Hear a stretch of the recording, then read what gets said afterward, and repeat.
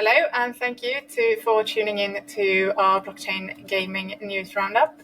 It's Friday, the 7th of June, and I'm your host, Jenny Jordan, and with me is co-host John Jordan. Hi, John. Hello. How's your week been? I think we've got a few things to talk about. Good, yeah. So I suppose the biggest news is that the Sandbox has raised 20 million in funding at an up to 1 billion valuation.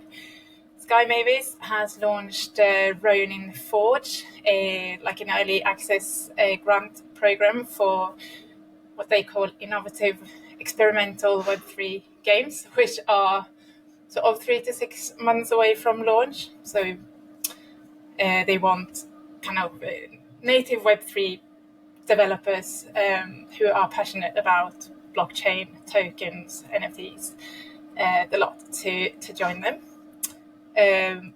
They offer $50,000 in an initial grant, and then you can sort of level up because you if you're a successful candidate, I suppose you can get up to $500,000 and sort of additional support from Mavis, and also become like a partner company that then sort of launches on Ronin and so. And in other Ronin news, they also broke 20 million lifetime wallets this week. And no other gaming blockchain is really near that number. We've got Immutable currently sitting at about 2.5 million with their current campaigns and recent launch of Guild Guardians and obviously Boomland, Hunters on Chain, are currently active with their airdrop campaign ahead of launching Boom on the Immutable blockchain. We'll talk more about Boomland later as well.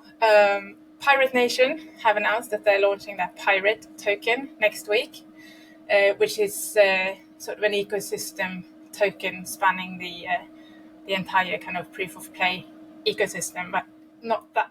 No, okay, sorry. No, not that much has been revealed yet. Sorry, I got that. Just a game token. It's just for the game. At the moment, yeah. Well, we'll discuss that a little bit. We got the other token. Yeah, no, you're right. The Apex. I get them mixed up. Sorry. Take that back. Sorry, now I lost the track. Boomland. Yeah, Boomland has revealed 2 new titles, which are already existing Web2 mobile games. Yeah. Which has had millions and millions of downloads as Web2 versions, and now they've announced that those are going to be sort of converted or gradually implement Web3 into them. I think soft tokenization is the term. Soft tokenization is what we call it, yeah. And those are Archery Club, which is what it says in the title, like an archery game, and the Car Driving School game. And both of those will be deployed on Immutable as well, just like Hunters on Chain will be. And finally, the great, big, beautiful Tomorrow Studio, get it the right order, has announced that their Mystery Society, the social deduction game, is leaving Polygon for Immutable as well. So big win for Immutable, and as Chris Heatherly says, also a big win for them as they were already on Polygon. It's sort of he's being polite, isn't he? Yeah. So you can now actually log into the game if you were a previous player and click a button to migrate your NFTs over to the Immutable. But I think it's still sort of enclosed. It's like a closed beta thing, I think. Yeah. It's only for NFT holders and stuff. I did have a look at it to see yesterday, and you can't just rock in. Yeah. Good. So talk us through the Sandbox. What does it mean for the Sandbox to be getting an additional boost of 20 million in funding? Yeah. So I think this is one of these sort of stories that is almost sort of the opposite of what it appears to be at sort of first glance. So if you didn't know anything about the Sandbox, you'd sort of go, oh, this thing called the Sandbox has raised $20 million. It's actually what they call a convertible note. So that is basically, it's not like normally you would buy sort of tokens or equity shares in a company. This is slightly more complex in the sense that you're buying what they call this sort of convertible note. So you're buying something that is a financial instrument that will at some point convert into the stock of the Sandbox or the company operating the Sandbox.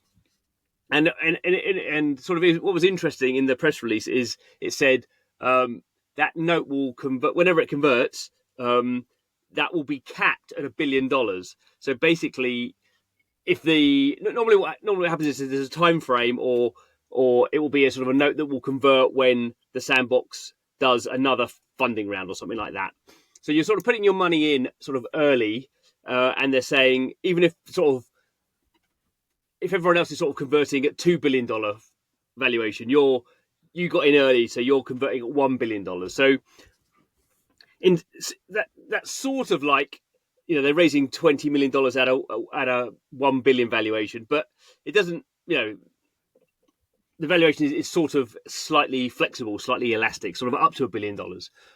So there's that sort of slight vagueness around the funding. In terms of who's putting the money in, it's very much existing investors. So it's Animoca, who obviously sort of own the company, majority owner, and Kingsway, who work very closely with Animoca, and a few LG, the Korean electronics people, and another company, another investor who's already invested in the Sandbox. So it's not really new money. It's sort of the existing investors putting their money into it. So if you wanted like the best funding round, you sort of want to have sort of new investors coming in all the time, and you're sort of, this is a bit like, in this current market, the Sandbox, it's sort of probably, you could argue, is it doing okay? Is it not? I mean, they've got some KPIs that they would say they've got this many users and people have been creating these spaces, but clearly the value of the token's down a lot from what it used to be, and the value of the land is down a lot from what it used to be. So there's sort of, there has been a repricing of the Sandbox as a sort of entity, and not been able to bring in any new money. So that's not like a massive tick, I would say. And the other thing is that there have been rumours, not particularly recently, but certainly in 2022, there were rumours that the Sandbox was looking to a much bigger funding round. So Bloomberg, the big financial website, wrote an article in 2022 that the Sandbox was looking to raise at a $4 billion valuation and was looking to raise like $100 million. And I heard sort of similar rumours at the time. So clearly this has been a sort of a long, drawn-out process, and it didn't. And during that process, there's probably been various different processes. They probably stopped after 2022 when they realised they weren't going to do the big funding round they did, and then they basically put some more money in to keep them going.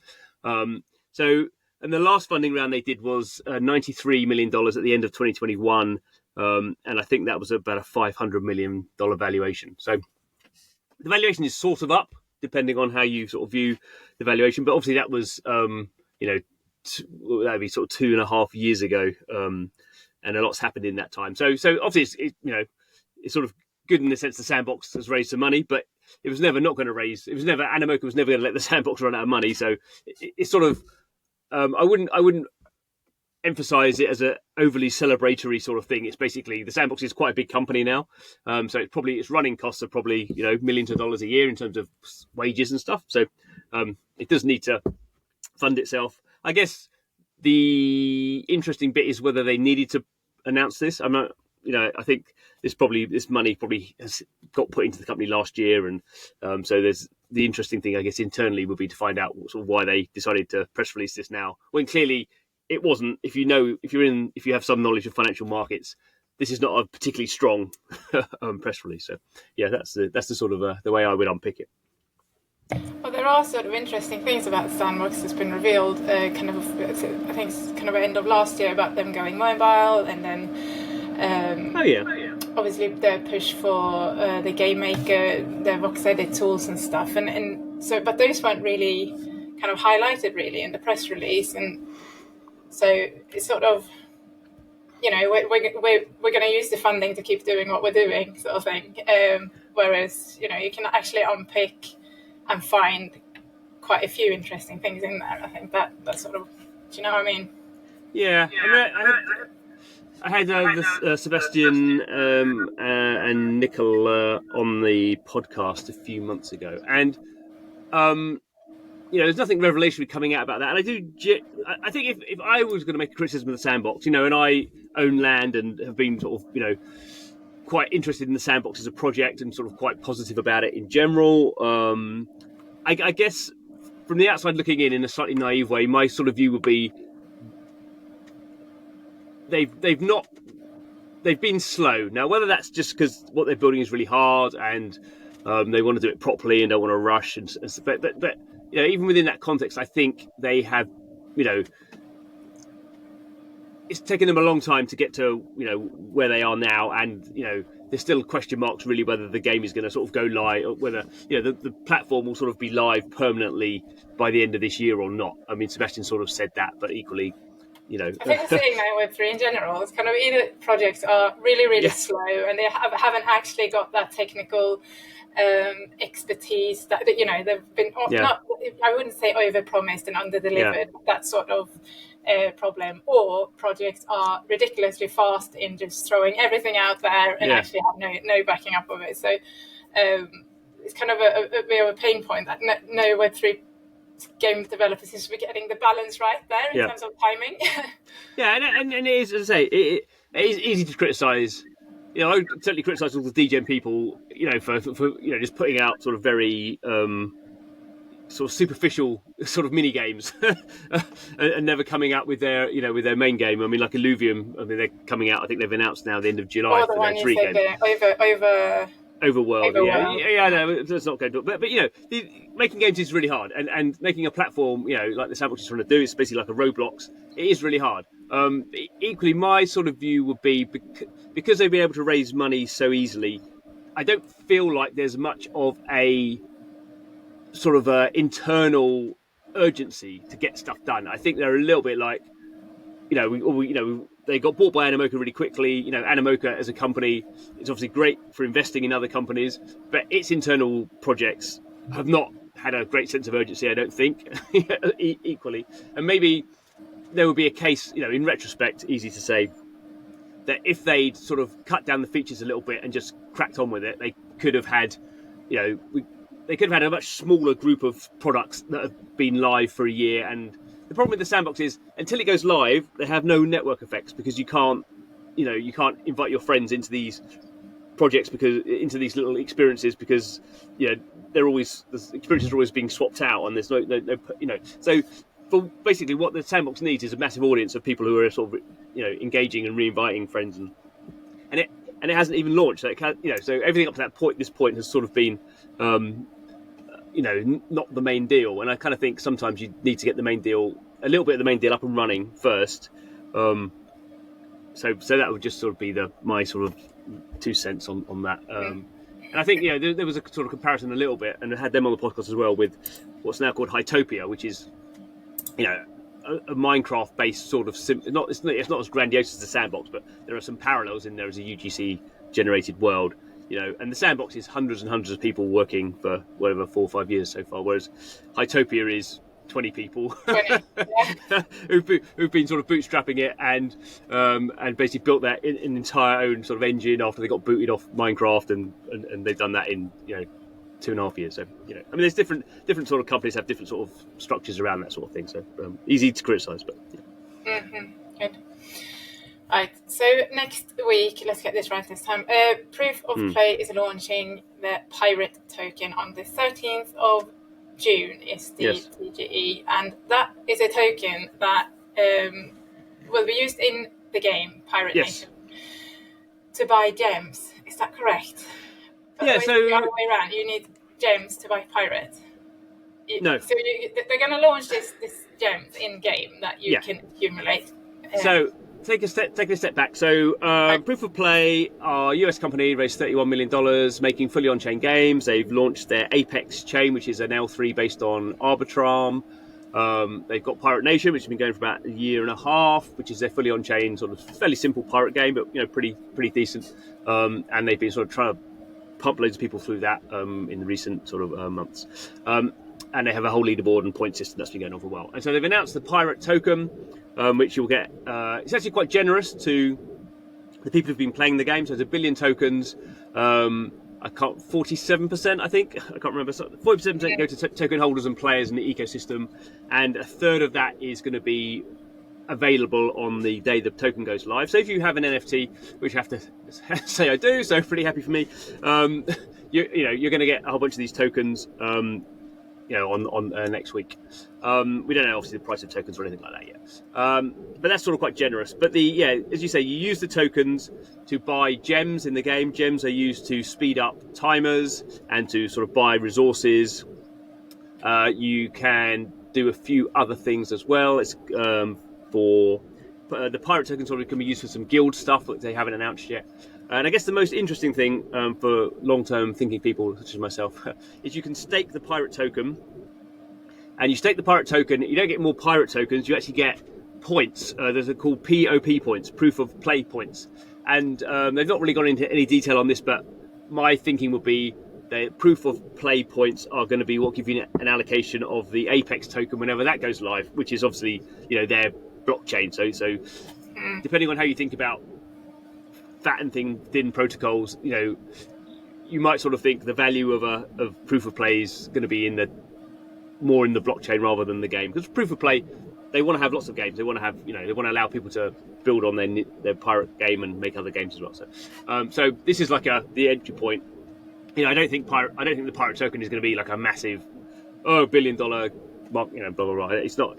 That's not what it's designed for. So it's a utility token for a specific game, which actually doesn't have that many players. I think if you look on chain, have about 1,000 DAUs at the moment. Obviously, that may go up over time. But this is not this is like the first step, I think, for them to get their other token out. But I think I think they're a pretty good team. I've quite enjoyed playing Pirate Nation. I played it every day for a couple of months. So you do well then out of the well, we'll see.